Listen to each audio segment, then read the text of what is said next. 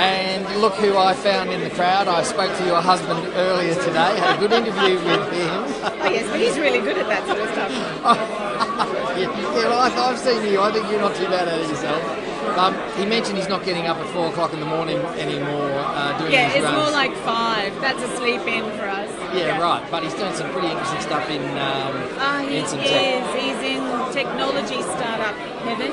Yes. Yes. And the ag tech robot stuff I thought was just fascinating. It is. It's amazing. But that's, he just loves people that are out there solving problems, and this could really turn around the agricultural sector and really help the farmers.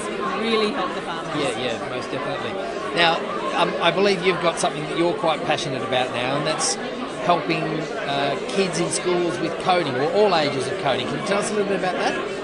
Yeah, well, look, I'm involved with an organisation called Linksprite Australia, and I'm actually just involved as a really passionate mum about educating our kids for the future, because really, isn't that what we send our kids to school for? We all want our students to come out of school and university prepared for the future as much as possible.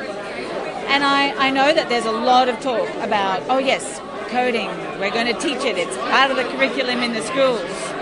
And I'm sorry, I just see too much that it's about, okay, coding with toys and games and it's all very fun.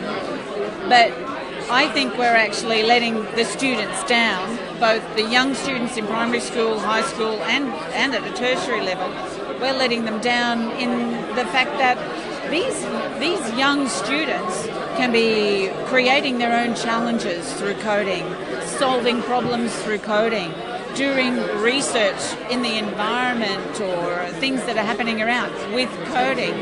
And so Linksprite Australia have put together coding kits, and they've actually set up the curriculum and everything. So it's, from where to go. Start with, Snap, Scratch, then, Python, C++, all that sort of thing. And it you can take that journey. You up, yeah. But we're just not seeing necessarily the take-up as we would like to. And I'm seeing, over the last couple of years, again, graduates from school and graduates from university that are wanting to do a STEM-based future, and they don't know coding. I know engineering graduates that do not know how to code. Yeah. And we all know that, coding is going to be a facet of our lives no matter what you do. My background is that I'm a nurse. Okay, so I trained old school. Yeah. When we were still sort of, doing a lot of things manually without machines. Yeah, no, I'm the same old school, right? But everything is technology based these days, as it should be, because it gives better care in the end. And we all talk about how there's going to be all this disruptive technology. Well, our future workforce is graduating right now.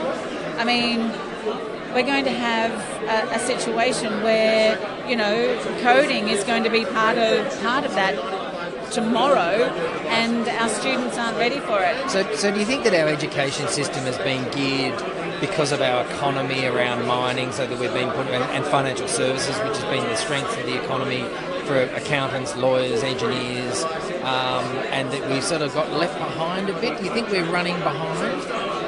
I think from the point of view of the education, and again, I'll speak as a mum, they have full curriculums. And when something new comes into the mix, it is really hard to find a space for it.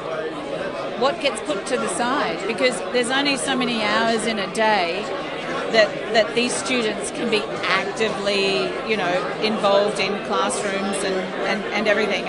They check their life at the door, right, particularly in high school. Yes. And so I think it's more when something new comes into the mix, it's really hard to find that space to push something else out.